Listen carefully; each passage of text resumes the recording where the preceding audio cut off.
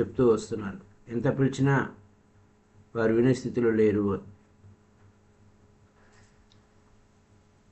Jesus చెప్పేటువంటి ఈ యొక్క సూత్రాల్లో మనిషి ఇప్పుడు ఈ యొక్క ఎపిసోడ్లో ఒక అవేకెండ్ వన్, ఒక మేల్కొన్నవాడు ఈ భూమి మీదకి వచ్చాడు. బుద్ధుడు కానీ ఆ జీసస్ కానీ వచ్చినప్పుడు అందరూ కూడా వాళ్ళు కనపడింది ఏంటంటే అంతా మత్తులో ఉన్నారు. తాగుబోతులు మత్తులో ఉన్నట్టుగా ఆ మత్తులో ఉన్నారు. ఎందుకని ఆ విధంగా ఉన్నారు? అలాగే ఈ మత్తు గురించి గురించి చెప్పినటువంటి స్టోరీ, మనుషులంతా ఇలా గొర్రెలుగా ఎందుకున్నారు, ఎప్పుడయ్యారు గొర్రెలుగా, ఏ విధంగా అయ్యారు గొర్రెలుగా, ఎవరి కారణము అనే విషయాలు మనం చెప్పుకుందాం ఈరోజు ఎపిసోడ్లో. Jesus or Buddha or anybody, any master ఈ భూమి మీదకి వస్తారు మేలుకొల్పడానికి. వారు మేలుకొన్నారు, మనల్ని మేలుకొల్పడానికి వస్తారు. వస్తే ఏమైంది? మనం మత్తులో పడి ఉన్నాము. అది ఒక తాగుబోతు మత్తులో పడడానికి కారణాలు అనేక విధాలుగా ఉంటాయి. అంటే తాగుబోతే కాదు, ఆ మత్తులో పడడానికి గల అనేక విషయాలు ఉంటాయి. కేవలం తాగుబోతే వరకే కాదు, అందరూ మత్తులో ఉన్నారు. దాని మీనింగ్ ఏమిటి? యు ఆర్ నాట్ ఎలర్ట్, మెలకువగా లేవు. నువ్వు మెలకువగా లేవు, కేవలం ఎలా ఉన్నావయ్యా అంటే మెలకువగా ఉన్నానని చెప్పేసి అనుకుంటున్నావు. కేవలం నువ్వు మెలకువగా ఉన్నావు అని చెప్పి అనుకుంటున్నావు, కానీ ఆ స్లీప్ కంటిన్యూ అవుతుంది. పుట్టినప్పటి నుంచి పోయేంత వరకు అలా ఆ స్లీప్లోనే ఉన్నావు, ఆ నిద్రలోనే ఉన్నావు, ఆ మత్తులోనే ఉన్నావు. గుర్జీఫ్ ఒక స్మాల్ స్టోరీ చెప్తారు ఈ విషయంగా. ఒక మనిషి ఉన్నాడంట. ఆ మనిషికి 1000 గొర్రెలు ఉన్నాయి. 1000 గొర్రెలు 1000 అంటే 1000 అంటే ఒక గ్రేట్ కదా.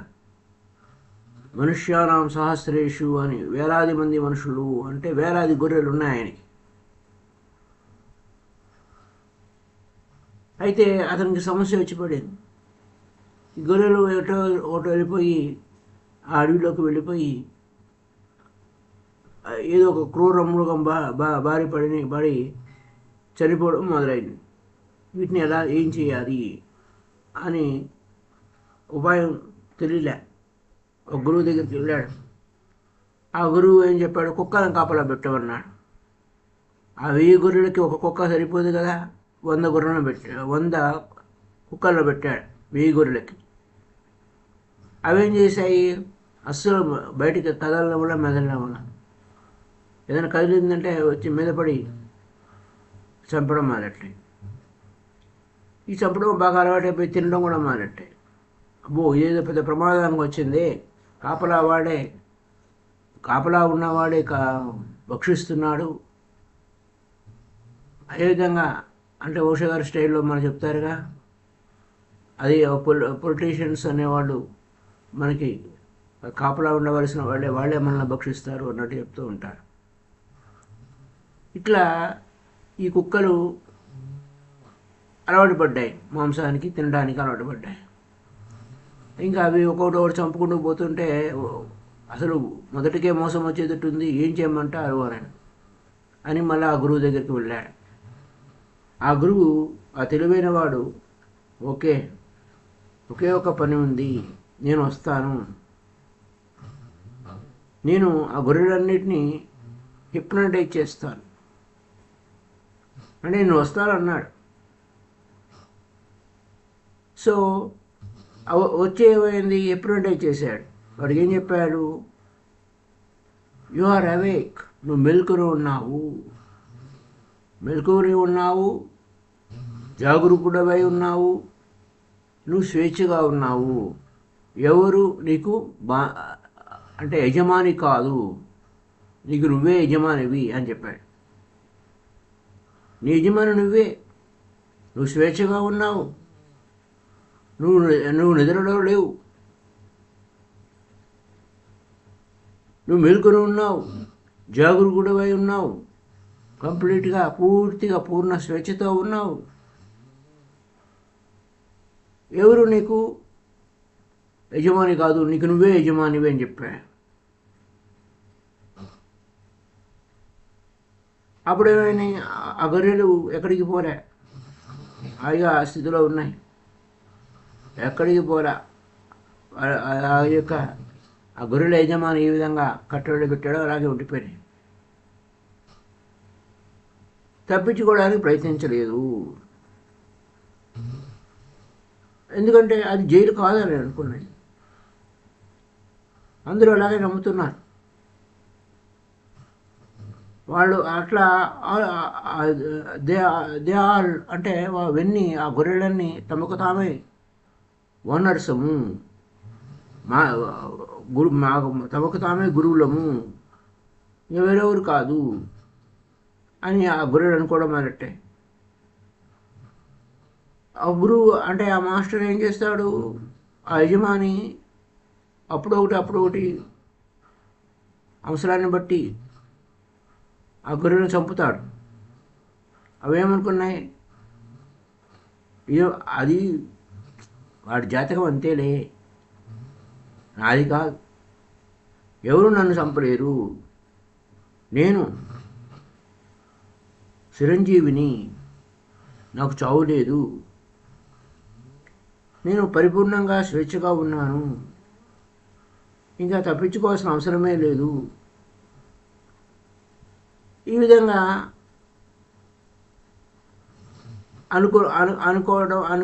అనుకోవాలని చెప్పేసి ఇవన్నీ కూడా అంటే ఇంకా అంతే. అలా అనుకోవడం మొదలెట్టే ఆయన హిప్నోటైజ్ చేసేసాడు. ఆ గురువు వచ్చినవాడు వెళ్ళిపోయాడు.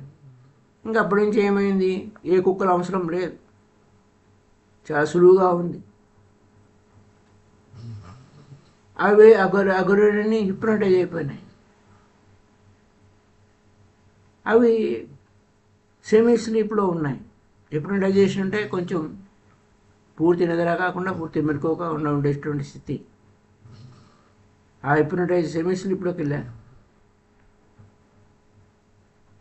ఇక్కడ జీసస్కి అదే స్థితి కనపడింది మనుషుల్లో. ఆయన వచ్చి పిలుస్తున్నాడు, రండిరా బాబు, మెల్కోండి, ఎరుకుతూ ఉండండి, అవేర్గా ఉండండి అంటే అదే స్థితిలో ఉన్నాడు. When I find you, nobody was but అంటే ఇక్కడ ఎవరికి ఎవరు హిప్నటైజ్ చేశారా అంటే హిప్నటైజ్ అవ్వలా. వచ్చేసరికి అందరూ నిద్ర అవస్థలో ఉన్నారు, మొత్తం ఉన్నారు. But nobody has hypnotized you. Hypnotize ఎవరు ఇక్కడ, ఏ మంత్రగాడు హిప్నటైజ్ చేయలేదు, ఏ గురువు వచ్చి హిప్నటైజ్ చేయలేదు. మనకు మనమే హిప్నటైజ్ చేసుకున్నాము. దాన్ని ఆటో హిప్నసిస్ అంటారు. సెల్ఫ్ హిప్నటైజ్ని మనమే హిప్నటైజ్ చేసుకోవడాన్ని ఆటో హిప్నటైజ్ అంటారు. పక్కవాడు చేస్తే హిప్నటైజ్ అంటారు, మనం చేస్తే మనకు మనం చేసుకుంటే ఆటో హిప్నటైజేషన్ అంటారు, హిప్నటైజేషన్ అంటారు. నువ్వు ఇక్కడేమయ్యావు, నువ్వు గొర్రెవు అయ్యావు, మరొక హిప్నటైజ్ చేయడము అయింది. నీకు నువ్వే హిప్నటైజ్ చేసుకున్నావు. అంటే నువ్వు బోత్ హిప్నటైజరు నువ్వే, ఆ గొర్రెవు నువ్వే. ఏమని అనుకున్నావయ్యా అంటే మనం మేల్కొని ఉన్నాము అని అనుకున్నాం. సో నిన్ను నువ్వే ఆటో హిప్నటైజ్ చేసుకున్నావు. ఈ విధంగా నిన్ను ఆటో హిప్నటైజ్ ఎలా చేసుకున్నావు అనే క్వశ్చన్ వస్తే ఆ మనుషులు అంతా ఎలా ఆటో హిప్నటైజ్ చేసుకున్నారు, ఎవరు హిప్నటైజరు అతనే, ఆ గొర్రెలు అతనే అయిపోయాడు. ఎలా అయిపోయాడు, ఒక పర్టికులర్ థాట్. అసలు ఆటో హిప్నటైజేషన్ అంటే ఏమిటి, ఒక పర్టికులర్ థాట్ తీసుకొని దాన్ని పదే చెప్పుకోవడం. పదే పదే పదే పదే పదే చెప్పుకోవటం ఆటో హిప్నటైజేషన్ అంటారు. ఆ విధంగా మనకు మనమే ఒక హిప్నటైజర్ ఏం చెప్తున్నాడు, నువ్వు ప్రశాంతంగా ఉన్నావు, కళ్ళు మూసుకో, చక్కగా నిద్రలోకి వెళ్తున్నావు, నిద్రలోకి పోతున్నావు అని అలా రిపీట్ చేస్తాడు. అలాగే మనకు మనం రిపిటేషన్ చేసుకున్నాం, ఆటో హిప్నటైజ్ చేసుకున్నాం. ఈ విధంగా నీ చుట్టూ చూడు, నువ్వే ఆటో హిప్నటైజ్ చేసుకున్నావు. ఈ విధంగా కంటిన్యూగా ఆలోచిస్తున్నాం, ఒకటే రకమైన ఆలోచన, కంటిన్యూగా ఆటో హిప్నటైజేషన్లోనే ఉండిపోయాం. ఇట్లా ప్రతి విషయంలోనూ, ప్రతి సందర్భంలోనూ ఏదో ఒక అంశాన్ని తీసుకొని మనిషి తను తాను హిప్నటైజ్ చేసుకుంటాడు. ఒక ఫ్రెంచ్ పర్సన్ ఈ విధంగా తనకు తాను ఏం చూసినా శృంగార భావనతోనే ప్రతి విషయంలోనూ ఒక సెక్స్ సింబలే చూస్తూ ఉన్నాడట. అలా తయారయ్యారు. అంటే యామతి సాగతిర్భవైతరని.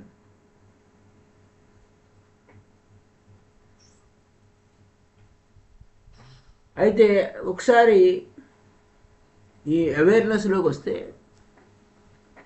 నన్ను ఎవరు హిప్నటైజ్ చేయలేదు, నేనే ఆ మంత్రగాడిని, నేనే ఆ గుర్రెను, ఆ మంత్రగాడిని నేనే, లేదా ఆ హిప్నోటిస్ట్ని నేను ఆ గొర్రెను నేనే అని కనిపెట్టాడు. వెంటనే నాకు నేనే, నా తలరాత నేనే రాశాను, వేరెవడు రాయలే, నా తలరాతకి కారణం నేనే, నా వాస్తవ స్థితికి నా వాస్తవాన్ని నేనే సృష్టించుకుంటున్నాను అని ఒక్కసారి గమనించినప్పుడు ఏమైంది, నేనే ఆ గొర్రెను నేనే అయిపోయాను, నన్ను నేను గొర్రెనే చేసుకున్నాను అని తెలుసుకున్నాడు. మారిపోయింది. విషయం తెలుసుకునేసరికి, కారణం తెలుసుకునేసరికి, what is the cause? So cause బయట లేదు, తనే కారణము. తనకు తాను చెప్పుకున్నదే తన జీవితం అయ్యింది, తన ఆలోచనే తన జీవితం అయ్యింది, వేరెవరి ఆలోచన కాదు, నా ఆలోచన, నన్ను నేనే పాడు చేసుకుంటున్నాను అన్న విషయాన్ని కనిపెట్టాడు. కనిపెట్టి బయటకు వచ్చేసాడు. మారిపోయింది.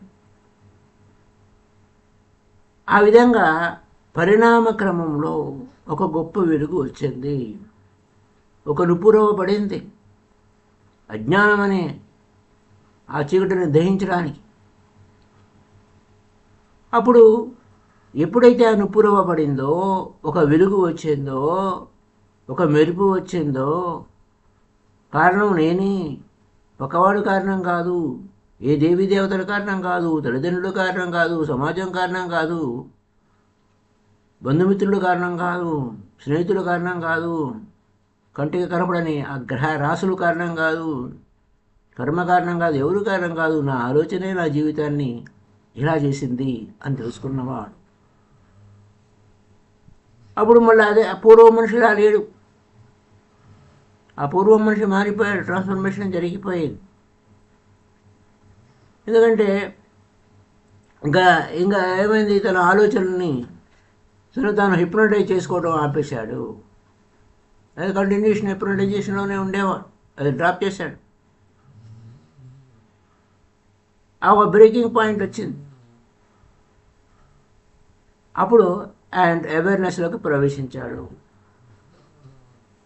విరుగుడు కొరకే అని ఇలా తను తాను హిప్నటైజ్ చేసుకుంటూ, కారణం వాడు కారణం, వీడి కారణం ఉన్నాయని చెప్పబడే ఆ దేవీ దేవతల కారణాలు, ఆ గ్రహాల కారణాలు నా వైపు ఒక్కరే చూపు చూస్తే ఇవేన్ని తీసి పక్కన పెట్టేశాడు, బయటకు వచ్చేసాడు. తనలో అవేర్నెస్లోకి వచ్చాడు. ఆ అవేర్నెస్లో తనలోకి తాను ప్రవేశించాడు, అంటే ఆ మెడిటేషన్లోకి వచ్చాడు. అక్కడ అయితే మనకి పలు రకాలుగా హిప్నోటైజ్ చేసుకుంటున్నాం అనే పాయింట్ మీద ఇప్పుడు మళ్ళీ మనకు ఓషో గారు వివరిస్తున్నారు. నువ్వు ఏ పాయింట్ పెట్టుకొని పదే పదే చెప్పుకుంటున్నావు ఒకసారి చెక్ చేసుకో. హిప్నోటైజ్ చేయడానికి నువ్వు ఇదే ఎలా అయిపోయావు అలా అయిపోయావు ఎలా అయిపోయావు అని మళ్ళీ మళ్ళీ నువ్వు ఏ విధంగా చెప్పుకుంటున్నావు ఒకసారి నువ్వు గమనించు. ఏది నిన్ను మరింత బాగా అట్రాక్ట్ చేస్తుంది, ఆకర్షిస్తుంది, ఆకర్షణ ఏమి చేస్తుందో గమనించు. అది ఆ ఫైనల్ పాయింట్ ఏంటి, నీ ఒక దృష్టి పెట్టు, నీ వైపు నువ్వు చూడు. అప్పుడు దాన్ని అలా ఏ విధంగా నువ్వు హిప్నటైజ్ అయ్యావు, ఏ విధంగా ఎప్పుడు నుంచి నువ్వు గొర్రెగా తయారయ్యావు. సో గతం గత, కానీ నువ్వు ఏ పాయింట్ మీద నువ్వు అవ్వాలంటే నిన్ను పరిశీలించుకోవాలి. ఏంటి ఆ రిపిటేషన్, మళ్ళీ మళ్ళీ నువ్వు ఏమేమి చెప్పుకుంటున్నావు.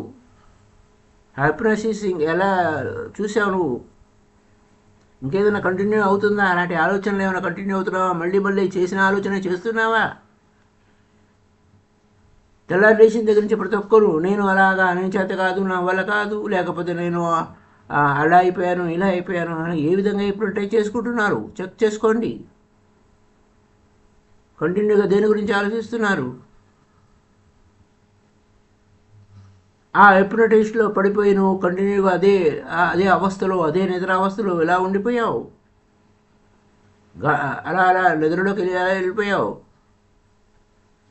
ఆ విధంగా నువ్వు ఎలా నిద్రపుచ్చుకున్నావు, నువ్వు నిద్రపోతున్నావు అని ఏ విధంగా చెప్పుకుంటున్నావు.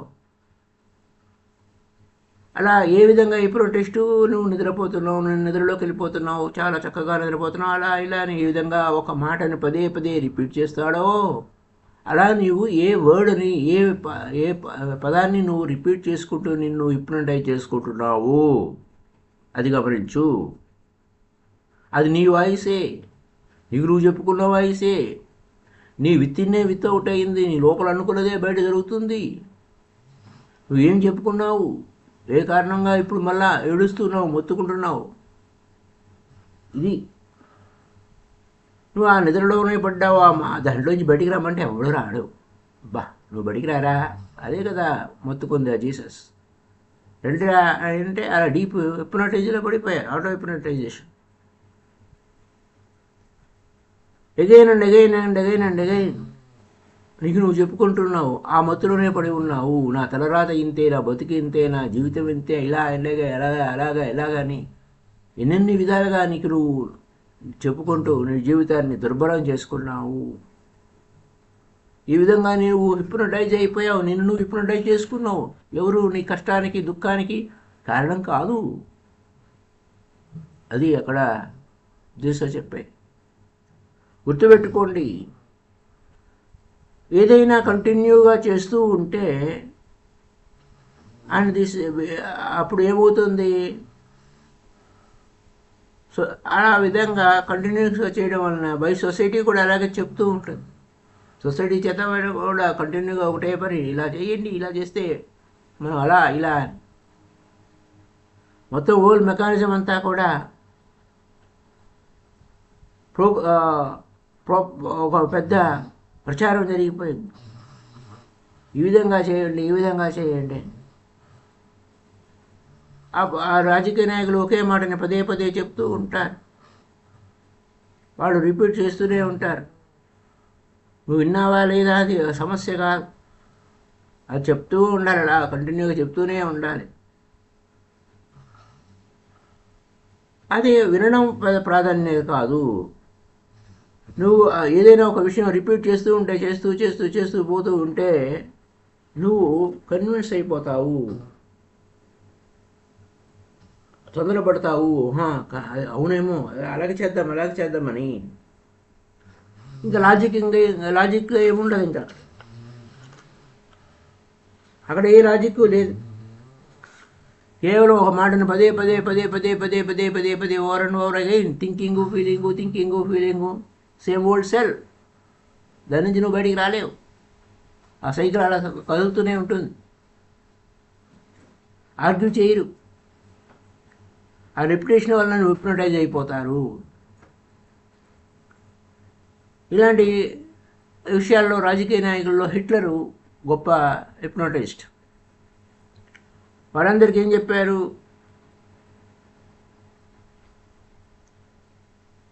మనకి ఆ యూదులు కారణం, మన జర్మనీ పతనం అవడానికి గల కారణం ఆ యూదులు. ఒక్కసారి ఆ యూదులు చంపేస్తే మనకి సమస్యలు ఉండవు.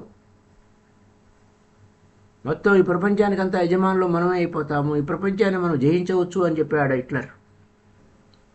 పైపెచ్చు మీరు సామాన్యులు కారు,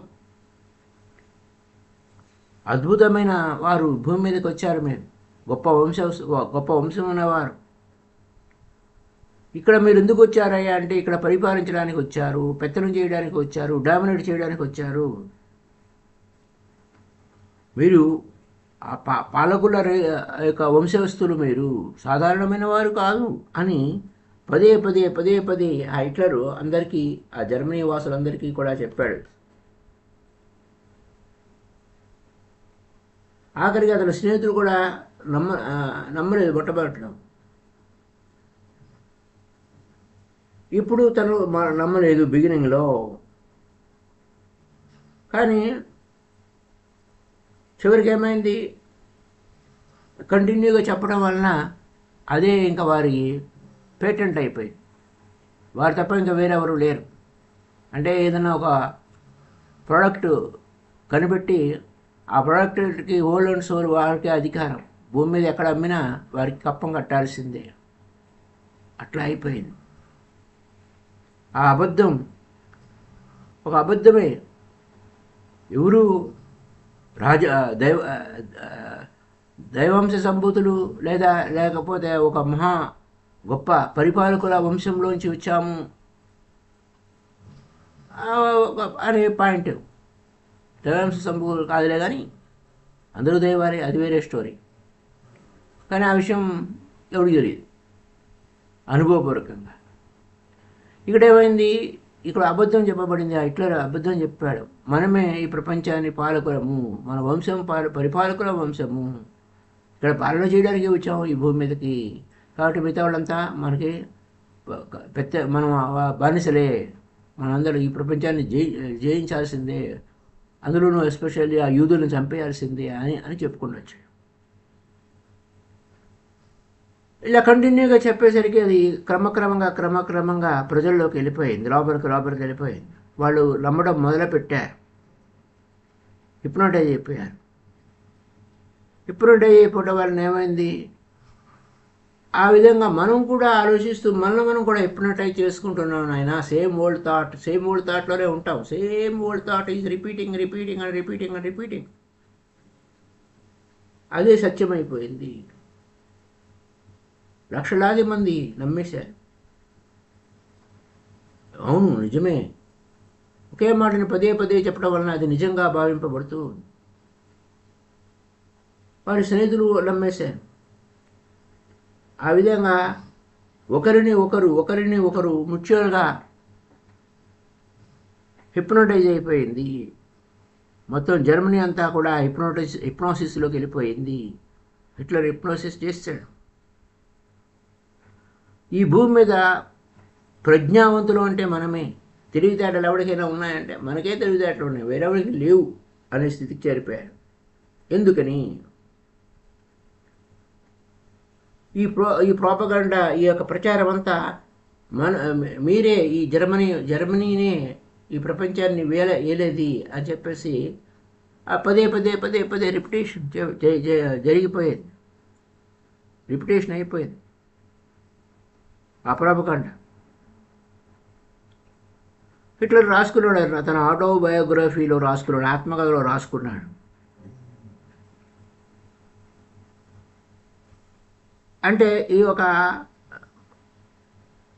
కాంపాఫ్ అంటే మెయిన్ కాంపాఫ్ అనేటువంటి ఆయన, that there is a simple process for transforming a lie into A truth. అబద్ధాన్ని నిజం చేయాలంటే సింపుల్ ప్రాసెస్. ఒక అబద్ధాన్ని పదే చెప్తే అది నిజమైపోతుంది. రామ్తారు చెప్తూ ఉంటాడు మనకు. రామ్తారు కొన్ని యుగాల నుంచి మనకి అబద్ధం చెప్పబడింది. దేవుడు మనకంటే దూరంగా ఉన్నాడు, ఎక్కడో ఆకాశంలో సుదూరంగా మనకి అందనంత దూరంలో ఆ దేవుడు ఉన్నాడు అని అబద్ధం చెప్పడం, అది నమ్మేశాం మనం దేవుళ్ళం కాదు అని పదే పదే చెప్పారు. దేవుళ్ళు వేరే ఉన్నారు, దేవుడు వేరే ఉన్నాడు అని పదే కొన్ని అబద్ధాలు అలా చెప్పబడ్డాయి, చలామణి అయిపోయాయి, నిజమే అయిపోయాయి, నిజం అనుకునే స్థితికి వచ్చేసారు. ఆ విధంగా ఆ యొక్క సత్యాన్ని అంటే అబద్ధాన్ని నిజం చేయడం అంటే పదే చెప్పడం, రిపిటేషన్ చేయటం. అది చివరికి ఏమవుతుంది, అది మన సొంత అనుభవంగా మారిపోతుంది. అబద్ధాన్ని చెప్పడం వల్ల అది మనకి సొంత అనుభవంగా మారిపోతుంది. పదే గో రిపీటింగ్ ఏదైనా ఒక విషయం. ఒక ఉదాహరణకి ఉషా గారు ఏం చెప్తారంటే, ఒక ఉదాహరణ, ఒక సిగరెట్ తాగేవాడు అలా స్మోక్ చేస్తూ ఉంటాడు ఎవ్రీడే. అతను హిప్నోటైజ్ అయిపోతాడు. అది ఉపయోగం లేదని తెలుసు, కానీ ఆ ఉపయోగం లేని పని మళ్ళీ చేస్తూ ఉంటాడు. అనారోగ్యమని తెలుసు, దాని మీద రాసి ఉంటుంది కూడా, అయినా కానీ అది ఏమి చేయలేని పరిస్థితికి తీసుకొస్తాడు. ఏమి చేయలేని పరిస్థితి, దాని నుంచి బయటికి పడలేడు ఆ స్మోక్ చేసేవాడు. అది ఆటో హిప్నోసిస్ అయిపోయింది. అక్కడ ఏమైంది,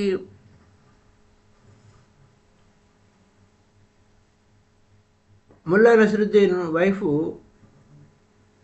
ఒక ఆర్టికల్ చదువుతుంది. ముల్లా నసరుద్దీన్ వైఫ్ అతనికి వ్యతిరేకంగా ఏంటి స్మోక్ చేస్తున్నాడు అతను మాటికి. అంచేత అది దానికి ఒక ఆర్టికల్ ఎలా అంటే పొగ తాగుట మానుట ఎట్లు అని పుస్తకం చదువుతుంది. అనేక కొటేషన్స్ ఉన్నాయి. ఆ కొటేషన్స్ ఏంటి, ఆ పొగ తాగుట వలన ఏం సంభవిస్తుంది, హాని సంభవిస్తుంది, క్యాన్సర్ వస్తుంది, టీబీ వస్తుంది, రకరకాల అదంటి వ్యాధులు వస్తాయి, అవన్నీ స్మోకింగ్ వలన చదువుతుంది. పైకి చదువుతుంది, అలా ఆయన వినపడేదట్టు విన్నాడు. ఏంటి ఆమె, ఓకే ఏం చదువుతున్నాను, పనికిమాలిన విషయాలు చదువుతున్నాను ఏంటి, ఇదంతా వేస్ట్. సో నేను నిర్ణయించుకున్నాను, చచ్చేంత వరకు నేను ఈ యొక్క పొగ తాగుట మానను అన్నాడు. ఆ స్మోకింగ్ మానను అని అన్నాడు. ఆమె సరే నీ దారి నువ్వు చూసుకో, నా దారి నేను చూసుకుంటాను, నువ్వు ఆపినప్పుడే నీతో నేను కాపురం చేస్తానని ఆవిడ వెళ్ళిపోయి, నువ్వు ఏమిటి డిఫరెన్స్, ఉపయోగం ఏముంది, నువ్వు చచ్చేంత వరకు నువ్వు ఆ స్మోకింగ్ మాను అని చెప్పేసి నువ్వు నిర్ణయించుకున్నప్పుడు ఇంకా నీకు నాకు సంబంధం లేదు, నేను పారిపోతాను. నువ్వు నిజంగా హిప్నాసిస్లో ఉన్నావా అంటే ఆ హిప్నాసిస్కి నువ్వు గురి అయితే నీ నుంచి నువ్వు బయటపడలేవు. నీ ఆలోచన నుంచి నువ్వు చేసే ఆలోచన నుంచి నువ్వు బయటపడలేవు. ఇంకా బతకడానికి చావడానికి ఏమీ భేదమేమి కనపడదు. నువ్వు చచ్చిపోయినా మళ్ళా ఆ జన్మలో కూడా కంటిన్యూ చేస్తావు.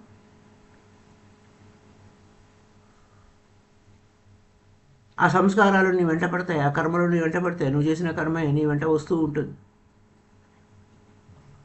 నువ్వు ఎక్కడ ఆపావో, చివరిలో నువ్వు ఎక్కడ ఆపావో మళ్ళా చచ్చేంత వరకు స్మోక్ చేస్తానన్నాడు కదా, ఎక్కడ ఆపాడో అక్కడి నుంచే బిగిన్ అవుతూ ఉంటుంది. డిస్కంటిన్యూ అయింది, కంటిన్యూ అవుతుంది. నువ్వు మళ్ళీ పుట్టినావు, నువ్వు చిన్నపిల్లవాడివే, కానీ ఆ చిన్నపిల్లవాడు కాదు. పుట్టినవాడు అప్పుడే పుట్టినవాడు ఫ్రెష్ కాదు, ఫ్రెష్గా పుట్టలే, ఆ పాతవాడే పుట్టాడు. తన కర్మలు అన్నీ తన వెంట పట్టుకొచ్చాడు. ఆ సంస్కారాలని తన వెంట, ఆ కండిషనింగ్స్ ఏ విధంగా తను జీవించాడు వాటన్నిటిని పట్టుకుని వచ్చేసాడు వాడు. అతను ఏ విధంగా జీవిస్తాడు?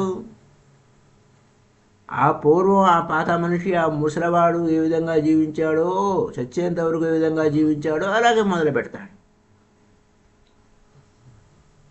ఆ విధంగానే తను ఇంప్రూవైజ్ చేసుకుంటాడు.